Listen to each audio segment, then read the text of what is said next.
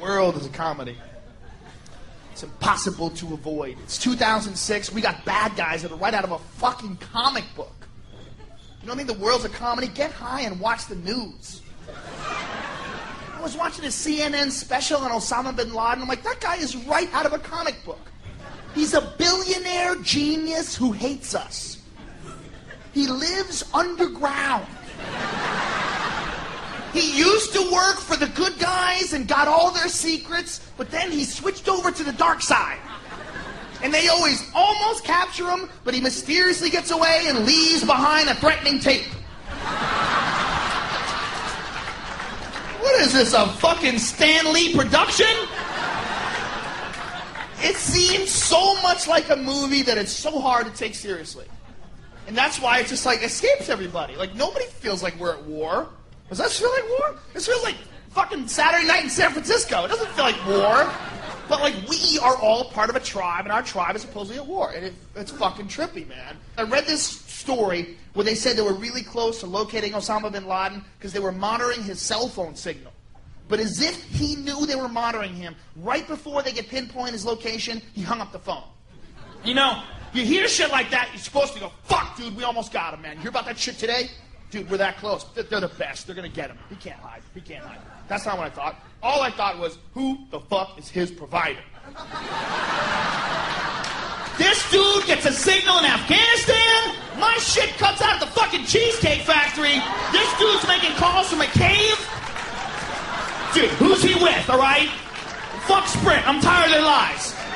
That guy should do commercials. In this to America. Can you hear me now?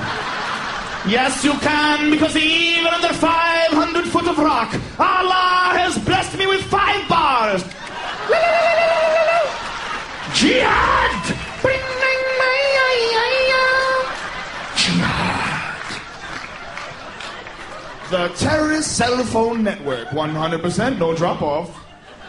The largest intelligence apparatus in the world, with the biggest budget in the history of the world, has been looking for Osama Bin Laden for years and years and years and can't find him. Can you believe it?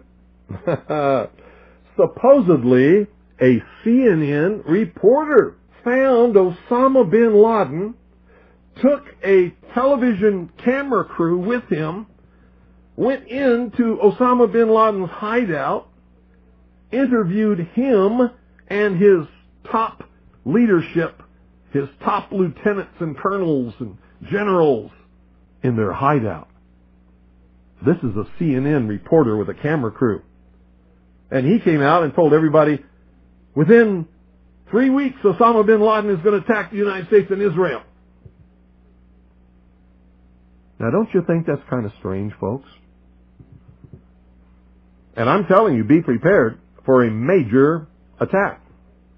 But it won't be Osama Bin Laden. It will be those behind the New World Order. Hitler could not have ever come to power, absolute power in Germany, without the Reichstag fire.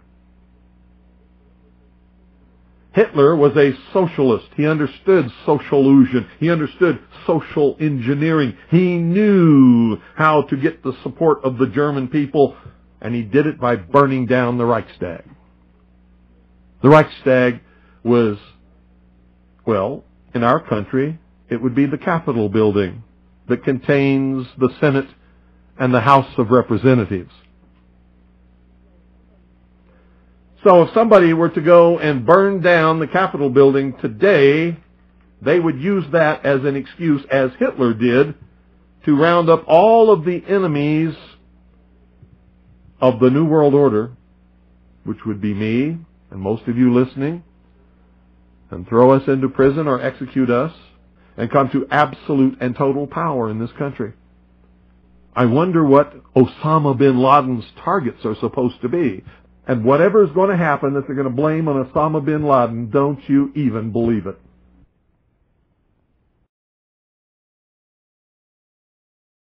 And I get people who still come to me all the time and say, Bill, you're all wrong. It's the Jews. The Jews are subverting the world. Man, it's not the Jews. It's not the Catholics. It's not the blacks. It's these men who belong to the ancient mystery schools, who meet in secret and decide the fate of the world.